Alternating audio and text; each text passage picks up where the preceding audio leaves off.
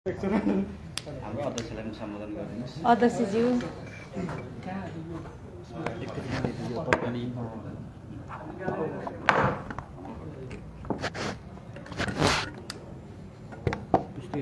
Politics नगरे भए यही चाहिँ मिलाइरहेको हुन्थेँ होला मैले पनि। यिनै मिलाएको यही क्यामेरामा ट्राइबोर्ड बोक्न रमाइलो लाग्थ्यो। पक्नुहोस् त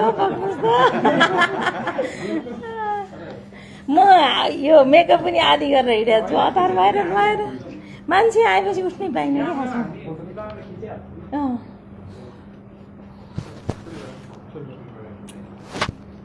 यहाँलाई फेरि पनि नमस्कार। आजको कार्यक्रममा उपस्थित भइदिनु भएकोमा सबैलाई हार्दिक धन्यवाद आभार व्यक्त गर्न चाहन्छु। धेरै सम्बोधन नगरी म सर्टकटमा विषय तत्त्व पेश गर्न चाहन्छु। माननीय मन्त्रीज्यूले निवर्तमान मन्त्रीज्यू यहाँभन्दा अगाडि चाहिँ आफ्नो कार्यकालको 8 महिना 20 दिनमा उहाँले मन्त्रालयमा बसेर विभिन्न एउटा खालको आफ्नो पर्फर्मेन्स देखाउनलाई अत्यन्तै उत्कृष्ट काम गर्नुभएको छ र त्यसको कामको पछिल्लो पटक चाहिँ एउटा वार्षिक प्रगति विवरण निस्किँदा शहरी विकास मन्त्रालयको आर्थिक वर्ष 2078-79 को कार्य प्रगति वार्षिक प्रगतिमा 70.1% सफलता अथवा यो उत्कृष्ट नतिजा हासिल गर्न सफल भएको छ, जुन चाहिँ विकासे मन्त्रालयहरूमा सबैभन्दा उत्कृष्ट रहेको भन्ने मन्त्रालयको अहिलेको पनि दाबी छ र हाम्रो पनि दाबी हो। त्यो कारणले चाहिँ मन्त्रीको पदमा रहिरहँदा माननीय रामकुमारी झाँक्रीज्यूले आफ्नो इफोर्ट लगाउनु भएको र यो कारणले चाहिँ अहिलेको यो कार्य प्रगति हासिल गर्न सफल भइएको भनेर हामीले महसुस गरेका छौँ र यही विषयमा नेपाल पूर्वाधार पत्रकार समाजसँग केही भलाकुसारी गरौँ र छलफल सामान्य मन्त्रीबाट निवर्तमान भइसकेपछि पनि उहाँहरूसँग एउटा खालको आत्मीयता र उहाँहरूलाई हिजो मन्त्रालयमा रहँदा उहाँहरूले गर्नुभएको सपोर्ट, तपाईँहरूले दिनुभएको एक खालको सद्भाव सुझाव सल्लाहलाई फेरि एकपटक धन्यवाद ज्ञापन गरौँ भनेर हाम्रो एउटा भेटघाट खालको कार्यक्रम आयोजित गरेका छौँ। यो भन्दै म यहाँहरूलाई फेरि पनि धन्यवाद दिन्छु र स्वागत गर्छु र दिदीलाई फेरि म बोल्न आग्रह गर्छु। के कुन विषय ए ल बोलौँ बाबा। थ्याङ्क यू विष्णुजी, नेपाल पूर्वाधार पत्रकार समाजका अध्यक्ष सहितको सबै टिम अनि अरू पत्रकार साथीहरू। यो खासमा अघि विष्णुजीले भने जस्तो बाहिर र्युमर त मैले प्रेस मिट गर्दैछु भन्ने भएको रहेछ, तर मैले वीरेन्द्रजीसँग कुरा गर्दाखेरि नै थाहा पाएँ। त्यसपछि तपाईँले यो विषय हो उहाँलाई भने अरू साथीहरूको फोन चाहिँ उठाएको छैन, तर धेरैले फोन गरिरहेको छन् किन म एकछिन बिजी थिएँ। सबैभन्दा पहिले त म यहाँ अरू सबैलाई यो नेपाल पूर्वाधार पत्रकार समाज हामीले किन बनायौँ भन्ने कुरै जीवनजी अथवा यो टिमले भन्नुहुन्छ, तर त्यो आवश्यकता किन छ भन्ने कुरा चाहिँ मैले पनि महसुस गरेको थिएँ।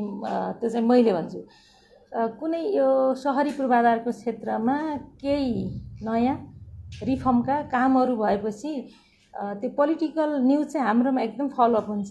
जस्तो हाइड्रो अथवा यस्तोहरूको न्युज पनि त्यो ऊर्जासँग सम्बन्धित पनि फलोअप हुन्छ, तर सहरी पूर्वाधारको इस्यु चाहिँ खासै फलोअप इस्यु पनि नहुने। अनि सहरभित्र त समग्र मान्छेको समस्या हुन्छ, त्यसको बारेमा हामी के काम गरिरहेको थियौँ, कहाँ पुग्यौँ, अब के गर्नुपर्छ भन्ने त्यसको एउटा स्पेसलाइज गरेको बिट पनि नहुने भइहाल्यो भने पनि इभेन्ट न्युजहरूलाई कभरेज गर्ने भएको भएर एउटा फलोअप एउटा स्टोरी पनि भइराखोस् र अब हामी कहाँ पुग्यौँ भन्ने कुराको एउटा मानक पनि बनिराखोस्, मिडिया रिभ्यू गर्दा त्यो कुरा पनि पाइयोस् भन्ने लागेको।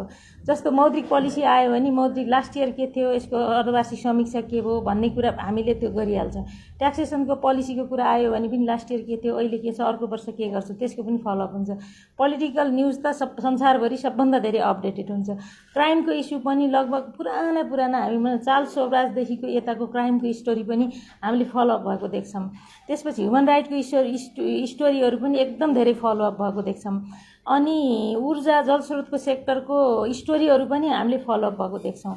तर पूर्वाधारमा खास गरी सडक पूर्वाधार, सहरी पूर्वाधार अनि त्यस पछाडि आएर सिँचाइ लगायतका पूर्वाधारका इस्युहरू एकदम कम फलोअप भएको देखिन्छ र त्यो मध्येको चाहिँ सहरी पूर्वाधारभित्र त यति धेरै कम्प्रेहेन्सिभ यति ठुलो इस्युहरू तपाईँको एरियाहरू छ, त्यो चाहिँ झन् एकदमै कम कभरेज देखिन्छ। त्यही भएर यो होस् भन्ने मलाई लाग्थ्यो। मलाई लागिरहेको बेलामा यो बिटमा काम गरिरहनु भएको साथीहरूले यसको आवश्यकता महसुस गराएर एउटा पत्रकारको एउटा समाज पनि बनाउनु भयो। त्यो नै एउटा महत्त्वपूर्ण हाम्रो लागि माइलस्टोन बन्ला भोलिको दिनमा भन्ने मैले आश गर्छु। त्यसको लागि फेरि एकपटि बधाई पनि दिन्छु। अब म मन्त्रालय भइरहँदा तपाईँहरूले गरेको काम र त्यसले मैले गरेको काम र तपाईँहरूले गरेको कभरेज र फलोअपले पनि राम्रै भएको छ। त्यसको लागि म धन्यवाद दिन्छु। खास गरी अघि विष्णुजीले भने जस्तो यो वर्षको बजेट राम्रो बजेट आछ, तर कार्यान्वयन भयो भने राम्रो हुन्छ भन्ने हामीले सुन्थ्यौँ। बजेट राम्रो आयो तर कार्यान्वयन भयो भने यो राम्रो हुन्छ भनेर मान्छेले कन्डिसनल कुरा गर्थे। अनि मेरो त्यही सँगसँगै दुईवटा प्रश्न हुन्थे। कार्यान्वयन नहुने बजेट कसरी राम्रो बजेट हुनसक्छ? अनि बजेट कार्यान्वयन गर्न योग्य बनाउन के गर्नुपर्छ? ती दुईवटा कुरा मेरो मनमा प्यारेलली आउँथे। त्यसो हुँदा कार्यान्वयन योग्य बजेट भने के हो भने कुनै राज्यको के भन्छ एक्सपेन्डिचर, राज्यले गर्ने खर्चमा दुईवटाको एउटा त्यो चालु खालको खर्च हुन्छ, त्यो त भइ नै हाल्छ, त्यो तल भत्ता सामाजिक सुरक्षा आदि इत्यादि खरिद यो। अर्को पुँजीगत खालको खर्च भनेको त इन्भेस्टमेन्ट हो। त्यो इन्भेस्टमेन्टका लागि हामीले कस्तो सेक्टरमा इन्भेस्टमेन्ट गर्छौँ भन्ने कुरा धेरै नै महत्त्वपूर्ण कुरा हुन्छ। त्यो इन्भेस्टमेन्टको को लागि हामीले कुन आयोजनाको तयारी कसरी गर्यौँ, कसरी काम गर्छौँ र हामी त्यो खर्च गर्न योग्य कसरी बनाउँछौँ भन्ने एउटा फन्डामेन्टल प्रश्न छ। हामी ठेकदारहरूलाई गाली गर्छौँ, निर्माण व्यवसायलाई गाली गर्छौँ, डेभलपरलाई गाली गर्छौँ, आयोजना प्रमुखलाई पनि गाली गर्छौँ। तर त्योभन्दा अगाडि पोलिटिकल लेभलमा हामीले आयोजना सेलेक्सन कसरी गर्छौँ, हाम्रो मन्त्रालयका आयोजनाहरूले चाहिँ कार्यालयहरूले आयोजनाको तयारी कसरी गर्छौँ, त्यो स्टेज चाहिँ हामीले हेर्दैनौँ। त्यही भएर आयोजनाहरू अलमोस्ट क्रोनिक हुने, पुँजीगत खर्च नहुने त्यो समस्या छ। त्यसो भएर म मन्त्रालयमा आएर पदभार गर्दाको दिनै मैले एउटा सानो कुरा भनेको थिएँ, तर त्यो धेरै महत्त्वपूर्ण थियो र म त्यसैको वरिपरि मैले आफूलाई केन्द्रित गरेको थिएँ, हाम्रो टिमलाई। जस्तो खर्च, पुँजीगत खर्च पनि गर्नु पर्यो, तर आयोजना कस्ता छानिएका छन् त्यो म त भन्न सक्दैन थिएँ। तर बजेट समर्पण चाहिँ नगरौँ, बजेट समर्पण नगरौँ कि जबकि त्यो इन्भेस्टमेन्ट हो। पुँजीगत खर्च यति थोरै हामीले छुट्याएका हुन्छौँ, त्यो पनि समर्पण गऱ्यौँ भने त लगानी नै भएन। लगानी नभइसकेपछि कसरी ग्रोथ हुन्छ? त्यसो भएर पुँजीगत खर्च गर्नुपर्छ र त्यो चाहिँ इन्भेस्टमेन्ट हो र बजेट समर्पण गर्नु हुँदैन भन्ने मेरो भनाइ थियो। त्यही कारणले बजेट समर्पण नहोस् भन्ने कुरा चाहिँ मेसेज पनि मैले टिमलाई दिएको थिएँ। त्यसपछि मैले लगालगी काम कसरी हुन्छ, आयोजना कसरी प्रिपेरेसन भएको छन् भनेर हेरेँ। धेरै ठुला प्रोजेक्टहरू छैनन् सहरी विकास मन्त्रालयमा, तर साना 45 लाखका 100-12-13 आयोजनाहरू थिए। 45 लाखे कार्यक्रमहरू, साना ढल नाला, स्तर उन्नति आदि इत्यादि। केही अब ठुल्ठुला भनेको केही विशेष भवनहरू, सभा हलहरू, भ्यू टावरहरू, यी ठुला प्रोजेक्टहरू भए। त्यसपछि आरयुडिपी अन्तर्गतका चाहिँ केही सहर सेकेन्ड फेजका केही रिजनल डेभलपमेन्टका, अर्बन डेभलपमेन्टका प्रोग्रामहरू, अनि अर्बन करिडोरहरू, यिनीहरू नै थिए कार्यक्रम। जस्तो अर्बन करिडोर, आरयुडिपी अथवा यिनीहरू भनेको फेरि अहिले चाहिँ त्यो स्टडीकै फेजमा भएको कार्यक्रम हो। यिनीहरू कन्स्ट्रक्सनमा त आरयुडिपी त पहिलो फेज आउट भएर सेकेन्ड फेजको काम सुरु भयो। अनि यो कारणले गर्दाखेरि अरू साना आयोजनालाई हामी कसरी प्रभावकारी बनाउने भन्ने नै कुरा थियो। त्यसो गर्दाखेरि सबैभन्दा पहिले साना आयोजना टाइममा नसकिने कारण के हो भने उपभोक्ताद्वारा काम गरिने गुणस्तरहीन काम र असारको मसान्तमा ल्याएर काम सकाउने र त्यसका थुप्रै कहानी मैले पटक भनिसकेँ। त्यो कारणले उपभोक्ता समितिद्वारा गरिने कामको गुणस्तरहीनता भयो र त्यो चाहिँ अनि त्यसपछि महालेखा अख्तियारले पनि पटक परिपत्र गरे भएर योबाट काम नगरौँ, सम्झौता गर्ने। त्यसपछि उपभोक्ता समिति बनाउन जान्छ त्यो मान्छे, त्यसपछि सम्झौता गर्छ, त्यसपछि त्यसले के गर्छ, अर्को ठेकदार खोज्छ, काम लाउँछ, त्यो काम त्यसको उपभोक्ताको होइन भनेर। अनि अर्को त्यो काम रोकिसके पछाडि अब के गर्ने त? सार्वजनिक खरिद प्रक्रियामा जानु पर्यो। स्वीकृत कार्यक्रमहरूलाई कम्प्लिटली सबै कार्यक्रमहरू खरिद प्रक्रियामा जाउँ भनेर हामीले मङ्सिरको 3 देखि 7 गतेसम्म हामी पटक धेरैवटा मिटिङहरू बसेका थियौँ मन्त्रालय स्तरमा। अनि त्यसलाई चाहिँ मङ्सिरको 20 गतेसम्म सबै स्वीकृत कार्यक्रमहरू खरिद प्रक्रियामा जानुपर्छ भनेर त्यो एउटा लिखित निर्देशन दिएको थियो। मौखिकतामा 15 गतेसम्म भनेको थिएँ, तर त्यो निर्देशन पुग्दै अलि टाइम लाग्ला भनेर 20 गते भनेको। 20 गतेसम्म भनेको के हो भने 20 देखि मङ्सिर 20 सम्म सबै कार्यक्रमहरू खरिदमा गयो भने मङ्सिर 20 ले पुस 20 मा 1 महिना हुन्छ 35 दिनको त्यो सूचना हुन्छ, फेरि 15 दिनको अर्को सूचना हुन्छ, फेरि 15 दिनको अर्को सूचना हुन्छ, आशयको सूचना। अब त्यो फाइनल भइसकेपछि पनि त्यो गर्दा एउटा टेन्डर अवार्ड गर्नलाई लगभग 3 महिनाको समय चाहिन्छ। हामी मङ्सिर पुस माघमा टेन्डर अवार्ड भइसक्यो भने चाहिँ फागुन र चैतमा चाहिँ त्यो ड्राई सिजन पनि हुन्छ यस्तो काम गर्नलाई। अनि त्यो बेला इफेक्टिभ काम भयो भने वैशाख र जेठ चैत र वैशाखमा काम भयो भने हामीले अलमोस्ट यो सरकारले टार्गेट गरेको खर्च पनि गर्न सक्छ भनेर स्वीकृत कार्यक्रममा ढिलाढाला नगरिकन युनानिमसली कुन कार्यक्रम गर्ने या नगर्ने भनेर होइन कि कम्प्लिट सबै खरिद प्रक्रियामा जाने भन्ने कुरा गऱ्यौँ। अनि अर्कोतिर परामर्शतर्फको चाहिँ आयोजनाहरूको कामहरू छ, त्यो कार्यक्रम पनि साना साना छ। यो व्यक्ति खोजेर दिने भन्ने कुराले पनि त्यसले अनियमितताको सङ्केत पनि गरे भएर त्यसलाई पनि प्याकेजिङ गरौँ, क्वालिटी के भन्छ कामको क्याटेगोरी मिल्ने प्रकृति मिल्नेहरूसँग त्यसलाई चाहिँ प्याकेजिङ गरेर त्यो पनि खरिद प्रक्रियामा टेन्डर प्रक्रियामै जाने भन्ने निर्णय गरेका थियौँ। त्यही अनुसार हाम्रो मन्त्रालयको टिमले काम पनि गर्यो।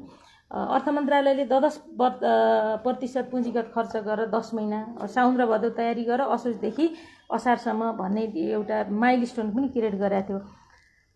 अनि त्यो माइलस्टोनलाई हामीले सूत्रको रूपमा ल्याएर मङ्सिरदेखि चाहिँ हामीले नयाँ आर्थिक वर्ष आउने आर्थिक वर्षको कार्यक्रमको छनौटको अभियान सुरु गऱ्यौँ।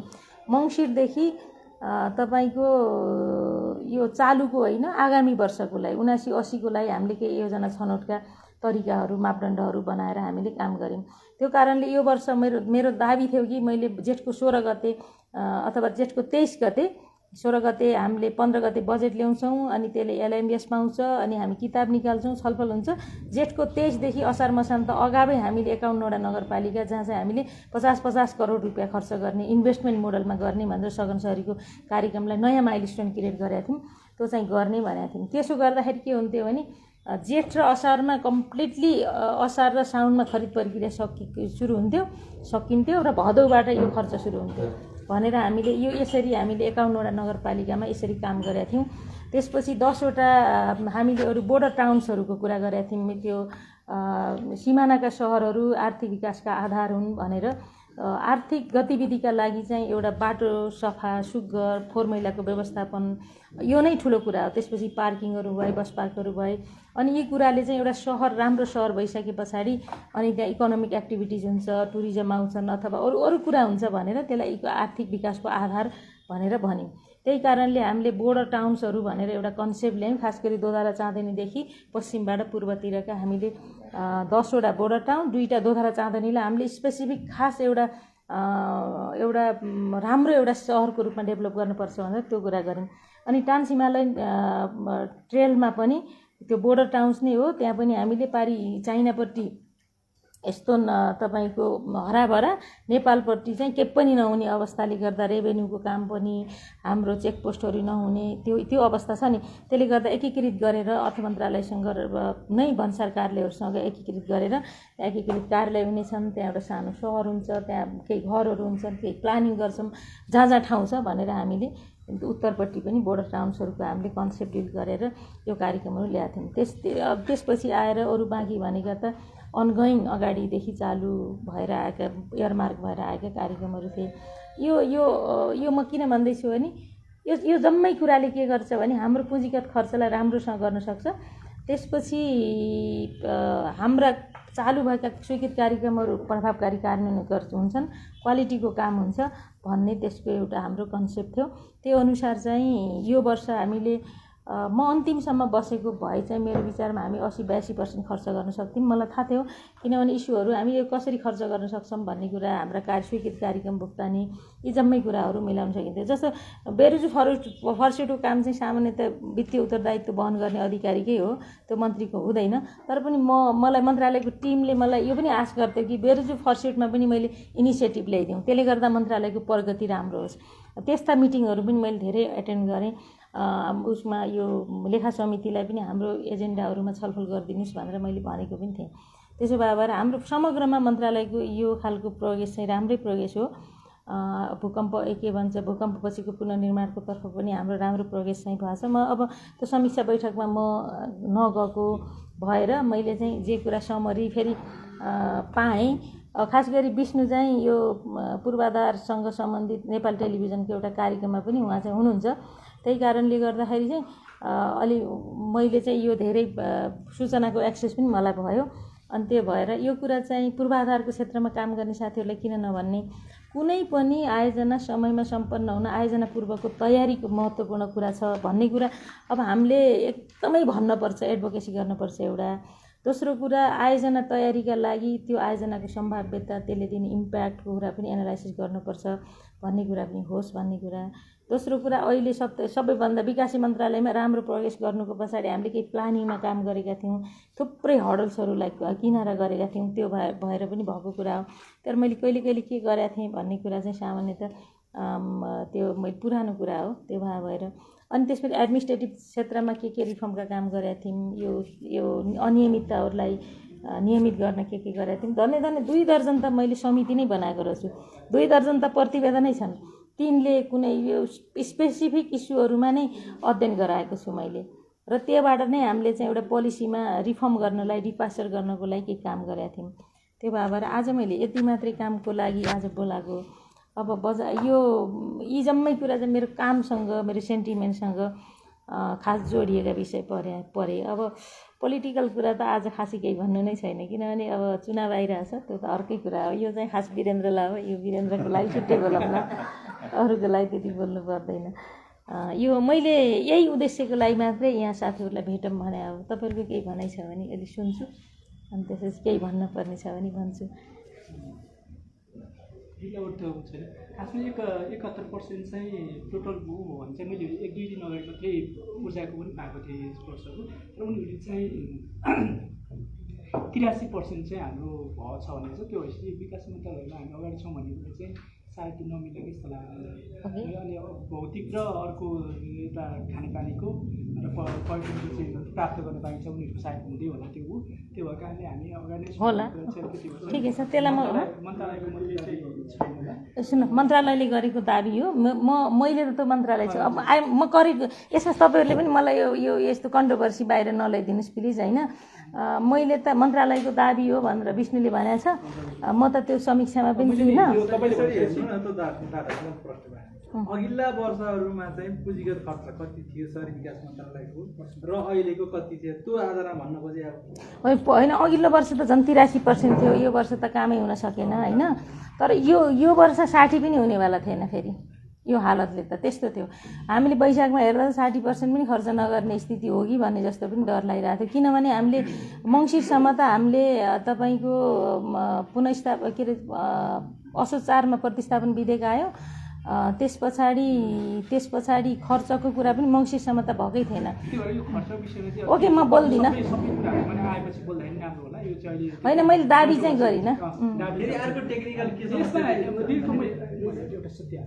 अनि यसमा मैले एउटा गर्न खोजेको चाहिँ तपाईँले आइसिएफसी एउटा नीतिगत रूपमा धेरै उसको बावजुद पनि, विरोधको बावजुद पनि तपाईँले एउटा स्ट्यान्ड के लिनुभएको थियो भन्दाखेरि यो उपभोक्ता समितिबाट हुने कामहरूलाई चाहिँ त्यसको त धेरै लाइभ पठाउनु भएको छ होला, होइन। त्यसमा चाहिँ त्यो विषय चाहिँ त्यो त मिलाएर त्यो विषय चाहिँ तपाईँ आइसिएफसी रोक्नु भएको थियो अथवा त्यो व्यवस्था नै गर्नुभएको थियो। तर अहिले आइसकेपछि चाहिँ अहिले जुन मन्त्रीज्यूले फेरि त्यो रिभाइभ गर्नुभयो, यसमा चाहिँ तपाईँको प्रतिक्रिया के छ? यसमा मेरो केही पनि प्रतिक्रिया छैन। अब मलाई केही भन्नु नै छैन यो विषय। मैले फेरि करेक्ट गर्छु है, यो समीक्षाको अन्तिमसम्म म मन्त्री पनि रहिनँ, त्यो समीक्षाको बैठकमा म पनि गइनँ। त्यसकारण त्यो कसरी के भएको थियो भन्ने कुराको फाइनल प्रेजेन्टेसन मलाई थाहा पनि छैन। अनि फेरि यो टिममा नभएको भएर अरू मन्त्रालयले कसरी काम गरेका छन् त्यो पनि थाहा छैन। खालि मैले के सोचेँ भने हामीले केही काम गरेका थियौँ, यति पनि प्रोग्रेस नहुने अवस्था थियो। अनि यसले चाहिँ अलिकति राम्रो भएको छ भनेर हाम्रो टिम चाहिँ, पुरा मन्त्रालयको टिम चाहिँ अलिकति उत्साहित पनि भएको भएर मैले यसलाई चाहिँ तपाईँहरूलाई यहाँ मैले भन्नुको पछाडि चाहिँ मेरो आफ्नो कुरा भन्दा पनि पहिले गरेका केही कामहरू छन्, त्यसको फलोअप चाहिँ तपाईँहरूले गर्नु होला भन्नका लागि मैले खासमा यहाँ बोलाएको। खासमा अहिले मलाई यो गरेर केही पनि फाइदा छैन, पर्सनल्ली मलाई फाइदा हुने चिज पनि होइन, म गर्न पनि जान्छु। तर मैले तपाईँलाई के घचघचाएको भने पूर्वाधारको तपाईँहरूले यत्रो टिम बनाउनु हो भनी कम्तीमा मैले सहरी विकास राष्ट्रिय सहरी नीतिलाई क्याबिनेटमा लगेर पहिलो रिभ्यू आएको थियो। त्यो रिभ्यू पनि मैले 10-12 जना सचिवहरूलाई एकै ठाउँ राखेर त्यो रिभ्यू पठाएको थियो, त्यो क्याबिनेटमा गएको छ। त्यसमा के कम्पोनेन्ट थिए भन्ने कुरा तपाईँलाई पटक पटक भनेको छु। अनि राष्ट्रिय सहरी नीति अनि सहरी विकास ऐन र युटिलिटी करिडोरको कानुन पनि हामीले सहमतिमै पठाएको थियौँ एकपटक, त्यसको फलोअपको कुरा। त्यसपछि सहरी नीतिमा त यति कम्प्रिहेन्सिभ काम गरेको थियौँ हामीले, त्यो कुरा एउटा। अनि अर्को त्यो TDF-लाई, नगर विकास कोषलाई नगर विकास वित्त निगम भनेर एउटा 20 अर्बको पेड अफ क्यापिटलको एउटा नेपाल सरकारको एक मात्रै वित्तीय मध्यस्थताकर्ता संस्थाको हिसाबले डेभलप गरेको कानुन अर्थ मन्त्रालयमा त्यो सहमतिमै पठाएको थियो। अनि त्यो इस्यु, अनि त्यसपछि अधिकार सम्पन्न एकीकृत बागमती सभ्यता विकास समिति गठन आदेशद्वारा थियो, त्यसलाई चाहिँ हामीले गरेको थियौँ। त्यसलाई ऐनद्वारा गराउनुपर्छ, ऐनद्वारा गठित संस्था बनाउनुपर्छ भन्ने त्यो चाहिँ सर्वोच्च अदालतको पनि आदेश थियो। त्यो अनुसार त्यो कानुनलाई पनि हामीले कानुन मन्त्रालयमा पठाएको थियौँ क्याबिनेट लान। त्यो त उहिले हो वैशाखतिर, अनि चैत वैशाखतिर। अनि त्यो कहाँ पुगेका छन् भन्ने चिजहरू तपाईँहरूले एउटा हेरिदिनु होला, फलोअप गर्नु होला। अनि त्यसपछि खास गरी अर्बनको सेक्टरमा अहिले युटिलिटीको काम चाहिँ नीति कार्यक्रममा हामीले त्यो एयरपोर्टदेखि माइतीघरसम्म गर्ने भनेको थियौँ। त्यसमा हामीलाई त्यो किन राखेको थियो भन्दा त्यसमा अहिले हामीले नयाँ पैसा हाल्नै पर्दैन। महानगरपालिका र सहरी विकास मन्त्रालयले राइट अफ वे क्लियर गरिदिने, यो उसको ऊर्जाको चाहिँ खास गरी विद्युत प्राधिकरणसँग बोर्ड प्रोजेक्ट भएको भएर त्यसलाई टाइअप गरेर काम गर्ने भनेर भनेको थियौँ। त्यो कामका लागि पनि कोअर्डिनेसनको काम आवश्यक पर्छ। काठमाडौँको फोहोर मैलाको व्यवस्थापनको लागि दीर्घकालीन समाधानसहित केही कामहरू हामीले गरेका थियौँ, जुन कामको लागि फोहोरलाई स्रोतमा वर्गीकरण गर्नेदेखि फोहोर कलेक्सनको म्यानुअलदेखि लिएर अनि बन्चरे डाँडा र सिस्टोलको व्यवस्थापनसम्मको कुराहरू हामीले गरेका थियौँ, बाटोसम्मको, त्यसको फलोअपको कुरा। अनि त्यसपछि अर्को भनेको फेरि अर्को चाहिँ यो युटिलिटी करिडोरको कानुनको कुरा, अनि सिंहदरबारको मास्टर प्लानको कुरा फाइनलै भएको थियो। सिंहदरबारको मास्टर प्लानमा त खालि हामीले गेटहरू कतिवटा राख्ने, अनि त्यस पछाडि आएर पब्लिक एक्सेसको लागि के गर्ने, त्यो सेक्युरिटी मेजर्सहरूलाई कसरी इन्कर्पोरेट गर्ने भन्ने कुराको लागि चाहिँ हामीले नयाँ साइडहरू हेर्न पर्ने हो कि भनेर लगभग फाइनल भएको थियो त्यो सिंहदरबारको मास्टर प्लान। हामीले त सिंहदरबार वरपरको सर्टेन एरियालाई बफर जोन बनाएर अलि ठुलो सिंहदरबारको कुरै गरेका थियौँ। अनि अर्को चाहिँ ग्रेटर टुडिखेलसँग सम्बन्धित कुरा पहिला चलेको थियो, तर यसलाई चाहिँ इन्टिग्रेटेड उपत्यकाको इन्टिग्रेटेड अर्बन प्लान गर्ने भनेर यो वर्ष उपत्यका विकास प्राधिकरणमा यसको पैसा पनि छुट्याएको छ।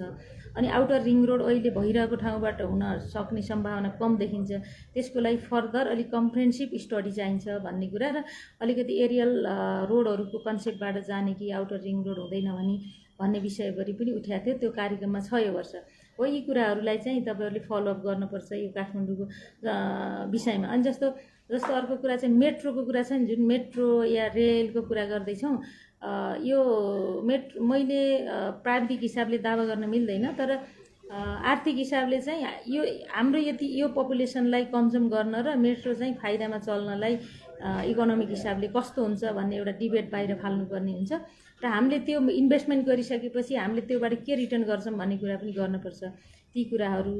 अनि अर्को ऊर्जासँग टाइअप गरेर गर्ने कुराहरू, यी विषयहरू चाहिँ सायद त्यो चाहिँ अलिकति हेर्नुहोस्। तर अब यो वर्ष अरू विकासी मन्त्रालयले 80% खर्च गरेका छन् या गरेका छन्, त्यो दाबी हो, मलाई थाहा छैन। मैले अरू मन्त्रालयको बारेमा बोल्न पनि सक्दिनँ। अहिले त मैले नेतृत्व गरे मन्त्रालयको बारेमा पनि बोल्न सक्दिनँ। खालि के भएको थियो भने मैले उत्साहित भएको के हो भने अलिकति राम्रो भएको छ भन्ने साथीहरूले मेसेज दिनुभयो, राम्रो छ भन्ने कुरा आयो। त्यसपछि राम्रोका पछाडि हामीले केही काम गरेका थियौँ, त्यो सक्सेस भएछ। अब बाँकी कामहरू यी छन्, तपाईँहरूले चाहिँ अलिकति फलोअप गर्नुहोस् भन्ने कुरा चाहिँ मैले जीवनलाई पनि भनेको थिएँ। अलिकति फलोअप स्टोरीहरू लेख्नु न, अर्बनको त के पनि भएन।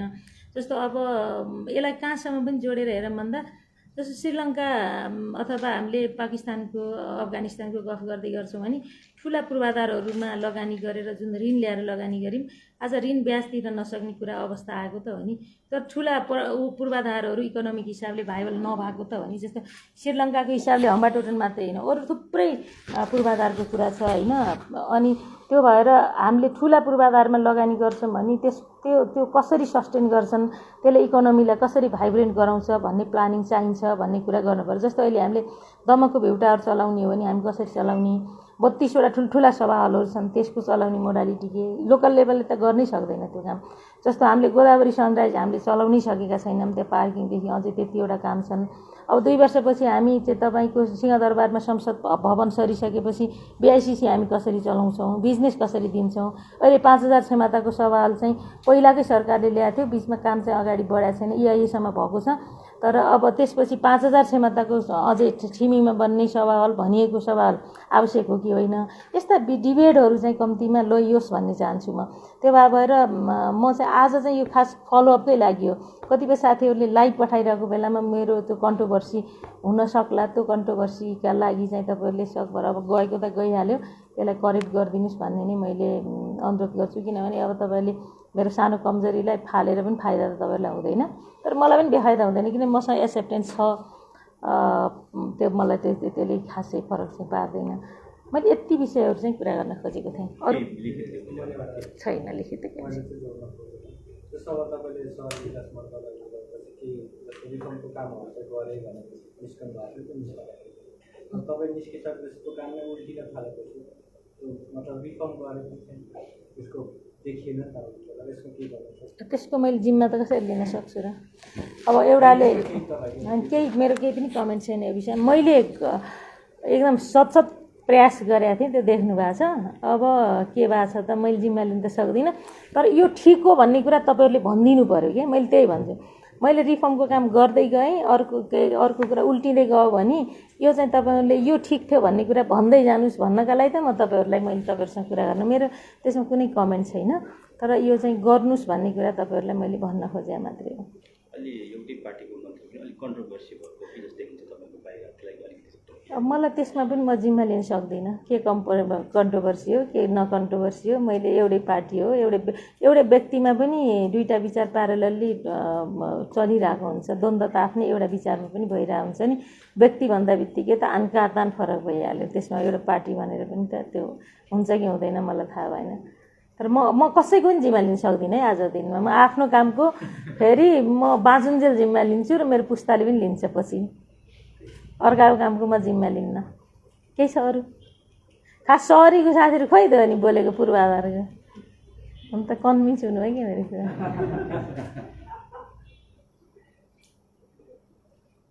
अहिलेको अब चाहिँ यसरी बढ्नु पर्ला भन्ने कुरा अब तपाईँले जिम्मा नलिने अथवा चाहिँ अहिलेकोमा के कमिटी गर्न चाहे पनि यसरी अगाडि बढ्नुपर्छ भन्ने चाहिँ केही सुझाव छैन? अब यो वर्ष के भएको थियो नि, बजेट वक्तव्यले केही थ्रेसहोल्ड तोकेर केही डेभलपमेन्ट मिनिस्ट्रीको कार्यक्रमहरू प्रदेश र स्थानीयमा जाने भनेको छ। ती कामको प्रभावकारिताको कुरा एउटा हेर्नुपर्छ। नयाँ नेतृत्व आएको छ स्थानीय तहमा पनि।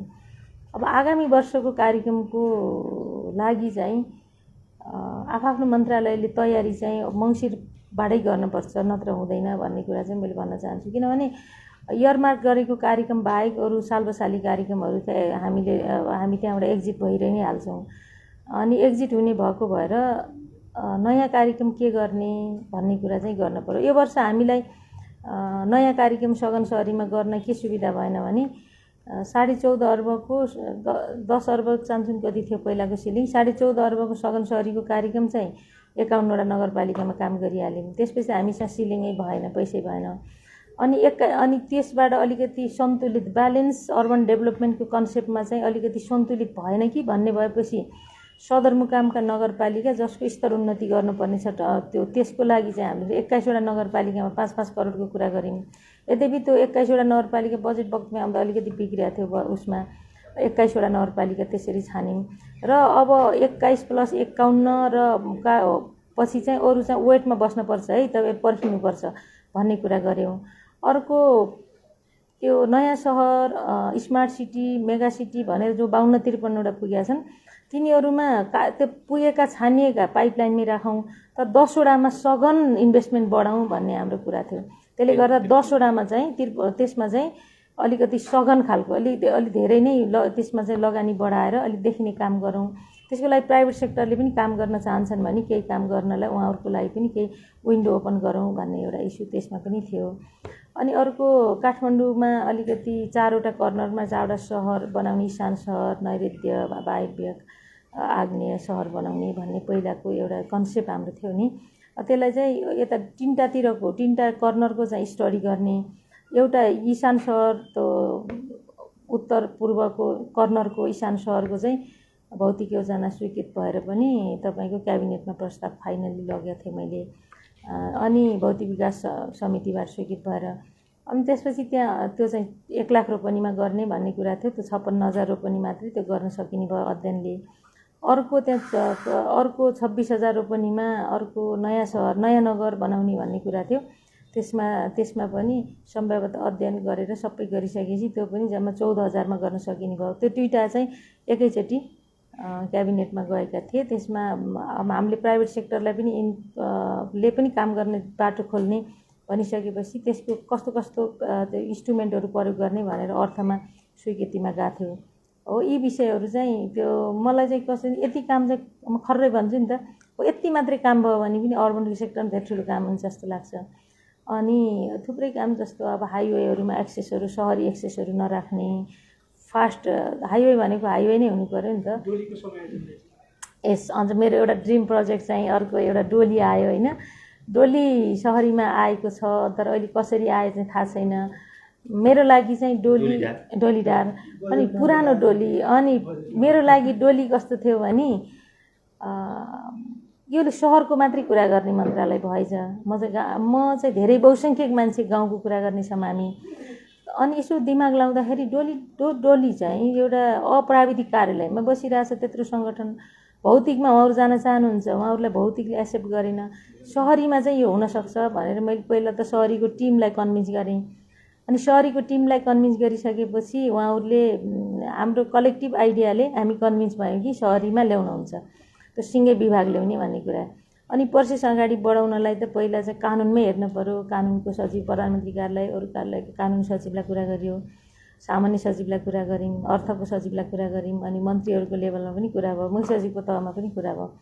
फाइनली त्यो चाहिँ आउन सकेन। तर बजेट वक्तव्यबाट हामीले किन ल्यायौँ भने त्यसमा सामान्य प्रशासन मन्त्रीज्यूले चाहिँ अलिकति त्यसलाई तल दिने भन्नुहुन्थ्यो। तल दिने भनेको फेरि त्यो समायोजन भएर माथि रहेका कर्मचारी तल दिन मिल्दैन थियो। कार्यक्रम चाहिँ सबै तल गएको थिए। अनि अलिकति हाम्रो जोडकोड नमिलिरहेको थियो। अनि बजेट वक्तव्यमा त्यसलाई लिएका थियौँ। त्यसो गर्दाखेरि एउटा राष्ट्रिय सहरी नीति र सहरी विकास ऐन दुईटाले चाहिँ नगरपालिकाहरूलाई फोकल मिनिस्ट्रीको रूपमा एक्सेप्ट गर्ने भन्ने एउटा कानुनमा पनि हामीले त्यो प्रस्ताव गरेका थियौँ।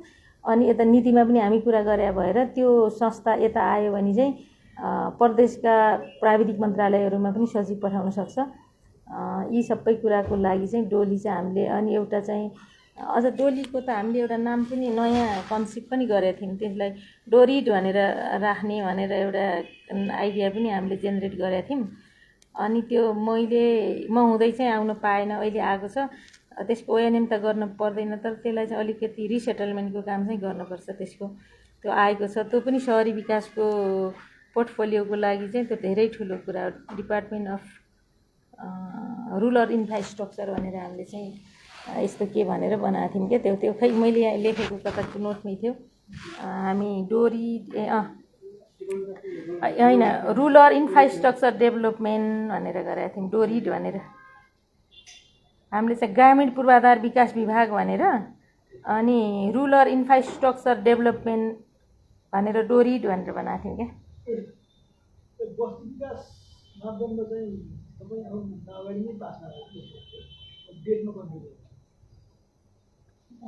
रुरल संसदीय विकास समितिमा department of rural infrastructure development DoRID यसरी बनाएको थियौँ। डियुडिपिसी भन्छ नि यतापट्टि, डियुडिबिसी भने जस्तै हाम्रो डोरिड भनेर यसलाई चाहिँ हामीले होइन डोरिड भनेको department of rural infrastructure development DoRID भनेर हामीले यसको आइडिया पनि यो सबैका लागि त्यो डोली सोली राम्रो भएन भन्नुहुन्थ्यो क्या उहाँहरूले। अनि उहाँहरूलाई पनि राम्रो भएन, डोली डार यस्तो भयो भने भएर नाम पनि यस्तो हामीले आइडिया पनि अलिकति कन्सेप्ट गरेका थियौँ। अहिले यो आइसकेपछि हामीले बस्ती विकासको मापदण्ड र ग्रामीण रोडको मापदण्ड चाहिँ बनाउने भनेर हामीले के आइडियाहरू जेनेरेट गरे मात्रै हो। त्यो बस्ती विकास मापदण्ड खास गरी एकीकृत बस्ती यो यस्तोको लागि हो। त्यो चाहिँ खास त्यहाँ अस्ति त्यो ठ्याक्कै मैले पास भएको डेट चाहिँ बिर्सेँ। तपाईँ आउनुभन्दा अगाडि नै हो या 78 वैशाखतिर हो कि जस्तो लाग्छ मलाई त्यो पास भएको। म नआउँदै 78 वैशाख त्यस्तै लाग्यो मलाई त्यही भएर मैले सोधिहाल्नु गरेको। र त्यहाँ चाहिँ त्यो के अरे विकास समिति सभापतिले चाहिँ के अरे अलिकति कडै तरिकाले उठाउनु भएको त्यो विषय चाहिँ कसको लागि ल्यायो के अरे साना चाहिँ घर बनाउने मान्छेहरूलाई सहिलो बनाउन ल्याएर आयो कि हाउसिङ व्यवसायले सहिलो बनाउन लिएर आयो भनेर अलिक कराई कुरा भएको थियो त्यहाँ। त्यो बस्ती विकासको मापदण्ड चाहिँ स्थानीय विकास मन्त्रालय के अरे बस्ती विकास भनेर हामीले कस्तोमा बस्ती भन्ने कुरा एउटा इस्यु थियो। तर यो डोरिरहेसकेपछि चाहिँ हामीले के सोचेको थियौँ भने ग्रामीण रोडको मापदण्ड बनाऊँ। जस्तो कति ठुलो गाउँ कति ठुलो दुईवटा गाउँलाई कसरी रोडले जोड्ने, अनि त्यो रोडलाई चाहिँ कालोपत्रै गर्नुपर्छ कि पर्दैन, अनि त्यसपछि अहिले इको फ्रेन्डली गराउँदा हाफ कटिङ हाफ सलिङबाट गर्ने कि, अनि त्यो बस्ती जोड्ने कसरी गर्ने के गर्ने, यसको जस्तो भौतिकले चाहिँ कस्तो छन् राष्ट्रिय राजमार्ग फिडर रोड यिनीहरूको गरिरहेछ नि त्यो, अनि हाम्रो सहरी उसको पनि यो मापदण्डहरू छ। अनि यो विषय चाहिँ यसै गरी यो हामीले रोडको मापदण्ड यति धेरै डिमान्ड भएको सेक्टरमा हामीले एउटा सेटलमेन्ट थोरै लगानीमा हुने सेटलमेन्ट पनि यसको खोजेका थियौँ। यो संस्था आयो भने त्यो गर्नुपर्छ भनेको। यो अर्को तपाईँले भनेको भवन मापदण्ड होला, भवन संहिता भवन मापदण्ड होला। भवन संहिता अर्कै हो, फेरि भवनको मापदण्ड अर्कै हो। यो चाहिँ के हो भने यो चाहिँ कस्तो भएको थियो भने त्यो यसको फार र सेट छोड्ने भन्ने इस्यु होला। फार र सेट छोड्ने भनेको 72मा भूकम्पपछि एउटा कन्डिसनमा त्यो मापदण्ड बनाएको, तर त्योभन्दा रिल्याक्सेसन दिएर महानगरपालिकाले बनाइसक्यो। सङ्घीय कानुनको एकातिर छ अलि अनुदार छ, महानगरपालिकाले रिल्याक्सेसन दिएर बनायो। अनि टेर्ने भन्ने नै भएन, ऊ पनि छुट्टै इन्टिटी हो। अनि उसले रिल्याक्सेसन दिइसके पछाडि हाम्रो सहरी चाहिँ त्यो बेला मुद्दामा गएछ अदालतमा मुद्दामा गइसकेपछि त्यो संवैधानिक इजलासमा हेर्न पर्ने, त्यो इजलास गठन भएन, हेर्दै हेरिएन। त्यसपछि रहँदै गएपछि त्यही अगाडिको यो बासेरा होटलको बिल्डिङकै सन्दर्भमा आइपुग्दा पनि महानगरको हिसाबले उसले मापदण्ड पुरा गरेको छ, अनुमति ल्याएर काम गरेको छ। सहरीको हिसाबले चाहिँ ऊ मापदण्ड पुरा गर्दैन। अनि यस्तो इस्यु भइसकेपछि अब के गर्ने भन्ने भएपछि यसको सेक्टरमा जस्तो विद्युत प्राधिकरणको रत्नपार्कमा बन्ने बिल्डिङको पनि कुरा छ। अहिलेको एक्जिस्टिङ मापदण्ड बनाउने हो नि, त्यहाँ उहाँहरूले डिजाइन गरेको घर आदि पनि बन्द रहन्छ। अनि यस्तै हाम्रै आफ्नै सरकारी भवनहरू पनि बनाउने के कुराहरू रहेछन्। अनि त्यो भएपछि एउटा समितिले अध्ययन गरेर, एउटा प्राविधिक समितिले अध्ययन गरेर त्यस पछाडि आएर तपाईँको त्यो सचिवको नेतृत्वमा हुन्छ यसको मापदण्डलाई पुनरावलोकन गर्ने समिति, 16-17 सदस्य हुन्छ। त्यसले निर्णय गरेर क्याबिनेट लाने हो। त्यो धेरै लामो प्रोसेसबाट गएको हुन्छ। अब त्यसमा तपाईँको के अरे विकास समितिको सभापतिको भनाइ चाहिँ तपाईँहरूले त्यही सोधिदिनु पर्थ्यो कि भवन बनाउने होइन जस्तो नि उहाँहरूले रिल्याक्सेसन दिन खोजेको कि अनुदार गराउन खोजेको। रिल्याक्सेसन दिन खोजे हो भने महानगरपालिकाले दिइसकेको छ, महानगरपालिकाभन्दा तल गएर रिल्याक्सेसन दिँदा सेक्युरिटीको कुरा हुन्छ, त्योभन्दा धेरै रिल्याक्सेसन दिन सकिँदैन। योभन्दा अनुदार बनाउने हो भने अनुदार अलरेडी थियो, त्यसलाई संशोधनै गर्न परेन। सङ्घले अनुदार बनाएको छ, लोकल लेभलले चाहिँ तपाईँको रिल्याक्सेसन दिएको छ। यसै आफ्ना कानुनहरू बाजिया छन्। गर्न खोजेको के हो भन्ने कुरा चाहिँ पहिला मान्छेको दिमागमा क्लियर भयो भने के काम के ठिक हो र होइन भन्न सकिन्छ। तपाईँहरूले पनि सिम्पली कहाँ मलाई डिबीले खड्काले चाहिँ ह्यासट्याग गरेर देखाएको थिएँ, मलाई अहिले याद आयो। त्यो सिम्पल कन्सेप्ट, म पनि त्यो यो जोड घटाउ यो कुन्नी के म यो केही पनि बुझ्दिनँ। यो हामी रिल्याक्सेसन दिन खोजेको अथवा अनुदार बनाउन खोजेको। अनुदार बनाउन खोजेको अनि अलरेडी छ हाम्रो, रिल्याक्सेसन दिन खोजेको अनि महानगरपालिकाले दिइसकेको छ। अब महानगरपालिकाले नै मानक बनाएर गरिरहेछन्, हो त्यसैलाई कम्प्याटिबल बनाएको छ त्यसले। अब के बनाउन खोजेको, नीति के लिन खोजेको हो, त्यो नीति के हो, हाम्रो कन्सेप्ट यो हो, हाम्रो आइडिया यो हो, हामी यसो गर्न खोजेका हौँ, यस्तो बनाऊ भनेर दिन पर्यो। अब त मैले देखाएको थिएँ त्यो उहाँहरूले चाहिँ आफैले माथिल्लो प्याराग्राफमा के भन्नुभएको छ, तल के भन्न खोजेको हो चाहिँ मैले पनि बुझिनँ। त्यसो भए हो त्यो के कुरा हो, त्यो चाहिँ उहाँहरूले जान्नुपर्ने कुरा हो। अर्को कुरा हाइराइजहरूको प्रब्लम चाहिँ यो फार र सेटको भन्दा पनि ज्यादा चाहिँ हस्तान्तरणसँग सम्बन्धित छ। उहाँहरूलाई त क्यापिटल ट्याक्सेसनसँग सम्बन्धित छ। यो बिल्डिङहरू महँगो हुनुको पछाडि उहाँहरूलाई लाग्ने ट्याक्स एउटा छँदैछ। अर्को कुरा त्यो जग्गा एकीकरण गरिसके पछाडि उहाँहरूले फेरि त्यो पुँजीगत लाभ कर तिर्छ, फेरि फ्ल्याट बेच्दा पुँजीगत लाभ कर तिर्छ। अन्तिममा त जग्गाको स्वामित्व हस्तान्तरण गर्दा पनि क्यापिटल गेन तिर्ने अहिले कानुनी व्यवस्था भएर कुनै पनि यो हाइराइजहरूको त्यो जग्गा हस्तान्तरण भएर हुन्छ। अस्ति म सोल्टीको यता यो रवि भवनको एउटा त्यो हाइराइजमा एकजना हाम्रो परराष्ट्रको हाम्रै गाउँको दाईहरू दुइटै राजदूत हुनुहुन्छ, उहाँहरूको बुवा बित्या ठाउँमा गएको थिएँ। त्यत्रो कालो ब्यानर राखिरहेको थियो अनि मैले त्यो ब्यानर हेर्दै गर्दाखेरि मलाई थाहा भयो यो इस्यु उठेको थियो। त्यो चाहिँ भूमिसँग ट्याक्सेसनसँग सम्बन्धित छ त्यो इस्युहरू। त्यो भएर अहिले यो बिचमा 72 सालदेखि यता हाइराइजहरू बनेका छैनन्। त्यो सेक्युरिटीले भन्दा पनि हाम्रो यो गर्न यो के अरे हस्तान्तरणको प्रब्लमले त्यस्तो भयो अनि हस्तान्तरण गर्न सकिन्न। अर्को कुरा एउटा मिडल क्लास अथवा गाउँको एउटा मिडल क्लास युवा युवती आएर सहरमा उसको एउटा फ्ल्याट हुन्छ चाहिन्छ मलाई भन्नु चाहिँ उसको ड्रिम होइन, उसको आवश्यकता हो। त्यो कसरी बनाउन सकिन्छ भन्ने पनि हामीले वर्कआउट गरेका थियौँ। इकोनोमिक हाउसिङलाई हामीले कसरी परिवर्तन गर्न सकिन्छ भन्ने पनि हामीले एउटा सानो अध्ययन चाहिँ गरेका थियौँ। तर के भयो के कुरामा हामीले सोफिस्टिकेटेड म चाहिँ जस्तो न्युयोर्कमा मेरो फ्ल्याट छ भन्ने मान्छे त त्यो धनी छु भन्ने देखाउन होला। तर हामी जस्तो मान्छेलाई म धनी छु देखाउन होइन कि मेरो बेसिक निड मेरो फ्ल्याट छ भन्नका लागि चाहिँ इकोनोमिक हाउसिङ कसरी बनाउने, सोसल हाउसिङ कसरी बनाउने भन्ने चाहिँ हामीले केही अध्ययन चाहिँ गरेका छौँ। त्यो मैले फेरि यो मन्त्रालयको पनि टिम थियो, तर मैले प्यारलली अरू इन्ट्रेस्ट राख्ने साथीहरूसँग काम गरेको थिएँ।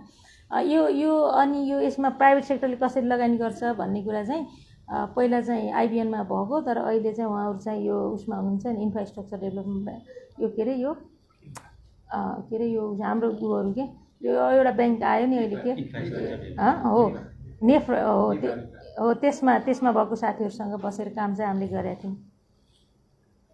यति हो अहिले। अरू भो नसोधौँ यो वीरेन्द्र अरीलाई छुट्टै भन्ने मेरो छ। जब यहाँ पूर्वाधार बिग्रिहाल्छ नि, जेमा पनि राजनीति मिसिएर बिग्रेको पूर्वाधार अनि यो पूर्वाधारलाई एकदम महत्त्व मेरो आग्रह छ नि, पूर्वाधारलाई एकदम महत्त्व दिनुहोस् है। यो सानो मन्त्रालयको लिडरसिप गर्ने यत्रो यो पूर्वाधारको हेर्ने साथीहरूले त्यसमा चासो राख्नुभयो। यसलाई हामीले पनि अलिकति छलफल हुने ठाउँमा पुर्याऊँ न। हेर्नु त अहिले यहाँ आउँदा बित्तिकै पेटीमा हिँड्न पर्यो भने हाम्रो जीवन प्रभावित हुन्छ, बाटोमा हिँड्दा हाम्रो जीवन प्रभावित हुन्छ, धारामा पानी आएन हाम्रो घरको फोहोर निकाल्न भएन। हामी प्रत्येक आफू प्रभावित हुने इस्युमा हामी बोल्दैनौँ कि ऊ यहाँ यस्तो अग्ली इन्फ्रास्ट्रक्चर मेरो घर अगाडि त ब्यानेश्वरमा जति तार झुन्डाइसकेछन् क्या अहिले यस्तो अग्ली इन्फ्रास्ट्रक्चर छ। त्यसले गर्दा हामी जम्मैलाई त्यो ऊ लाग्दैन नि त, राम्रो लाग्दैन। आफ्नो जीवन प्रभावित हुने इस्युमा बोलौँ न पहिला, त्यसपछि अर्काको बारेमा। पहिले को प्रधानमन्त्री हुने र नहुनेले हामीलाई केही फरक पार्दैन। तर आज हाम्रो पेटी राम्रो भएन, एक्सिडेन्ट मोटरसाइकल एक्सिडेन्ट पऱ्यो भने त खुट्टो भाँच्यो नि त। त्यस कारण इन्फ्रास्ट्रक्चरको इस्यु चाहिँ मेरो प्रत्येक मान्छेको इस्यु हो भनेर बुझौँ। मैले सहरी नीतिको उसमा काम गर्न तपाईँहरूसँग बोल्न पाएको भए हामीले यो 4वटा उद्देश्यहरू राख्ने बेलामा हामीले कति लाइभ डिस्कसन गरेका थियौँ कि त्यो म पनि त्यत्तिकै डिस्कसन गर्ने, त्यहाँ टिम पनि त्यत्तिकै। हामी दिनमा 4 घन्टा छलफल गर्दा 4वटा वर्ड फाइनल हुन्थ्यो जम्मी त्यसरी काम गरेको थियौँ कि। तर मलाई अहिले त्यो राष्ट्रिय सहरी नीति यसो गफ गर्ने हो नि म त खरर र म चाहिँ भनिदिनु सक्छु।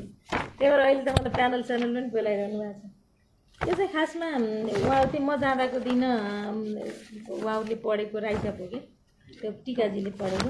फेरि कसो संजोगले आज टिकाजी भोलि बाहिर जाने कोरिया पढ्न नोमिनेट भएको छ अनि मलाई थ्याङ्क यू भन्ने फोन गरिरहेको थिएँ। अनि मैले यो तपाईँलाई दिएको थिएँ मैले यो